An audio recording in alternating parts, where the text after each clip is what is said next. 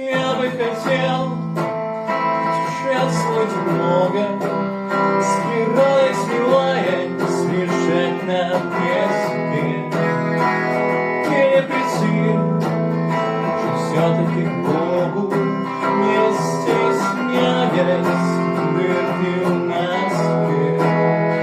Чуть не глядеть на капризное солнце, на небесную синь облаков белый парад.